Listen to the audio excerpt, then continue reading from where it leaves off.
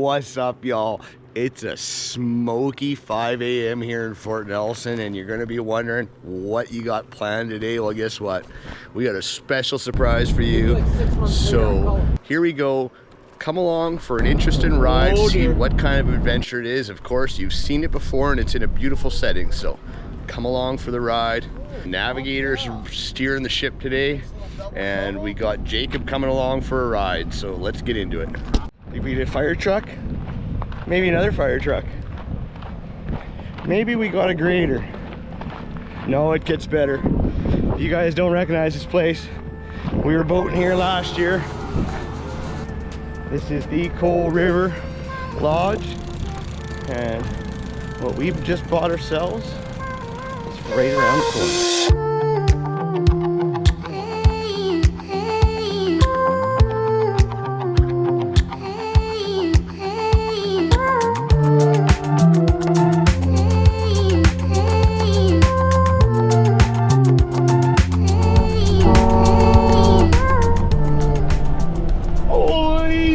Boys, we did it.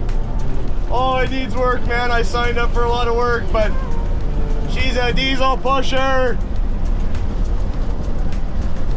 So I guess you're gonna get to see us build the interior and do a whole bunch of work on a big 40-foot 1998 Travel Master Spartan coach, Gulfstream. Yeah, this thing was the cat's meow, top of the notch at one point in time. Let's go for a ride.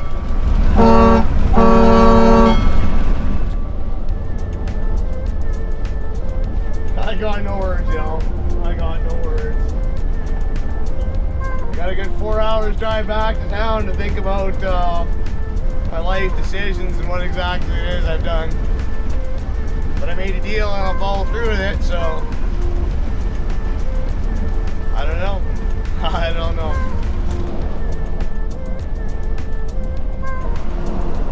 I don't know what these guys are doing over here. Trying to race a motorhome.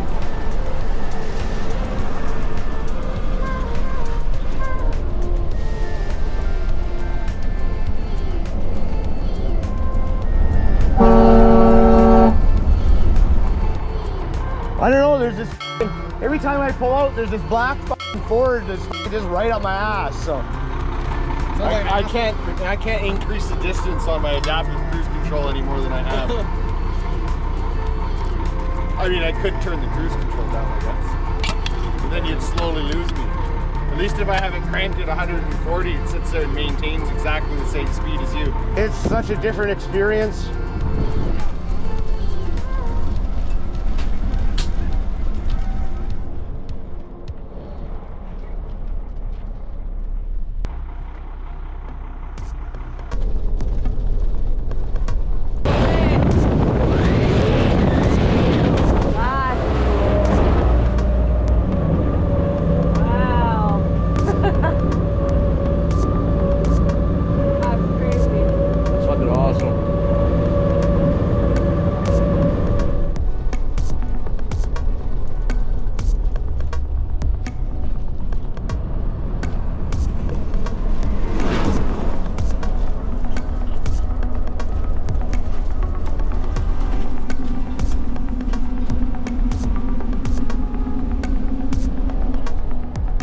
The majority of my Sprite Zero decided to evacuate the bottle all over myself, so I don't know how I'm gonna look by the end of this. I already think I look a little grubby and greasy and covered with mouse poop, and pardon my language.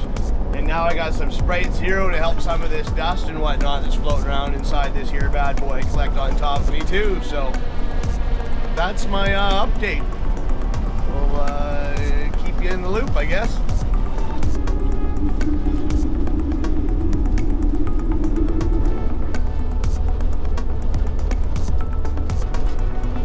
Stopped at the off-grid cabin build for some do some measurements on trim.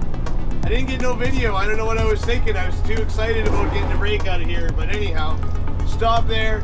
I put that Sprite on the dash and rolled on out of there, no problem at all. And man, the unit on air ride is a game changer. That's for dang sure.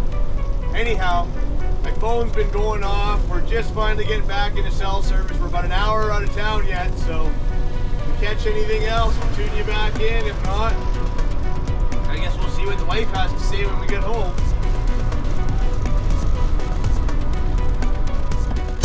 Oh, I can run out the door. Hi, honey. What's up, Buttercup? Shaggin' Wagon has arrived. I know, I need like... We'll leave. We're out of here. Got a stripper pole. Did you get my... I was like, we should have got you a pip pack and drive the pole. Yeah, with a feather? Right? Maybe a mask. Does it smell worse than the other one? There's a fair bit of rat or mouse poop floating around in there. Fast forward the next day, you guys. Here she is. Watch the colors as they walk down it. She's a full chameleon paint job, let me tell you. So, what we have here is a 1998 Gulfstream Tourmaster with a Cummins diesel pusher in it, Allison automatic transmission. She's about 40 feet long, and it is in need of some work, I'm not gonna lie. We bought it mostly for the paint job. It needs a roof, it needs the awning pole replaced, and it needs a serious douching out with a floor and a whole pile of interior work. So brace yourselves, plug your nose. It was a heck of a drive, but here we go.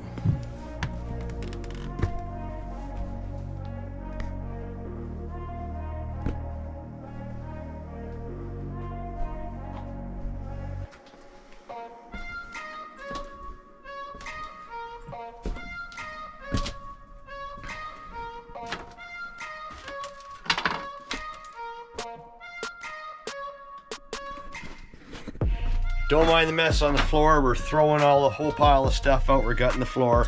That's where we're headed now. We're just gonna take a couple of things out of here and get ready, and we're gonna head her on into town to a dumpster. And the next time you see this, it should look a lot cleaner with all the furniture gone. You were saying? Mirrors everywhere. Mirrors everywhere. Bam! We're back. The battery's gonna die. And then we'll switch you out, but we're back. We're gonna show you. What do you think so far, honey? A lot's been done. That's what I think. Last time I think I showed you anything, it was all together. Oh yeah, a lot. So, brace yourself. It looked like it was all together. And then, bam! Not all together. Where are you gonna sit, hon? Right there. She's gonna sit on the screwdriver. What a ride. Not really, no. But yeah, I'll sit there. Battery's really gonna die. Back after this. So we knew there was water damage. We finally figured out, we think we figured out where the water damage come from two spots. So some of the damage to the floor in this area here appeared to just be sloppy contractors that didn't want to take off their wet feet or something like that, because it only puddled in there. It didn't come from anywhere. Whereas this stuff over here, well, that's a different story. Everything appears to have run in a direction from there, with the exception of the toilet. We'll get to that in a minute. So we're making sure we dry out the last little bit. We've got good wood all the way underneath the bed. So we got a little bit of bad on that side, but we're not going to touch it. Near as we could figure, the bus was leaning in this direction, and they didn't have the slide all the way open, or they had it closed and the slide seal's gone. So that would have allowed the moisture to settle in. There's a little bit of damage to the wall there. That's the visible damage on the outside where it's a little bit bowed, and we're not doing anything with that. We're just going to let it fly. It is what it is. I believe that there's no leak there. I believe that the leak here will be solved. We got gaskets on the way. We're gonna get all this dried out. We're gonna slam some paint on the rails and whatnot. And then insulation, and then we deal with this. The bathroom's probably the worst part of the subfloor that there is, the bathroom in this here. So we're gonna add some L brackets so we can put some new floor pans in. We're gonna get rid of that. We gotta cut the seal or cut the piece off of the bathroom. Get rid of it. And then Bob's your uncle. We'll work our way back on out. New floor, get the doors and everything else put back in, and get a little coat of paint on all the rust or whatnot as we go. This section here, we'll replace this section here too, and we'll replace that section over there too, and then we'll be back to cherry again. We're gonna leave all the insulation, because this insulation, as you can see, we broke it. This one's still bonded, it won't come up. That one won't come up either, so it's still bonded, so we're gonna just not mess with it. And then we're gonna cut a strip out of the center here. We're gonna double down on the sides here, because the stuff we're putting in is now 3/4 OSB, so it's quite a bit thicker. And we'll double down on that side, and then you'll have to wait and see what we got for floor. So we're 3 days in now. That's where we're at. Slow and steady wins the race, I guess.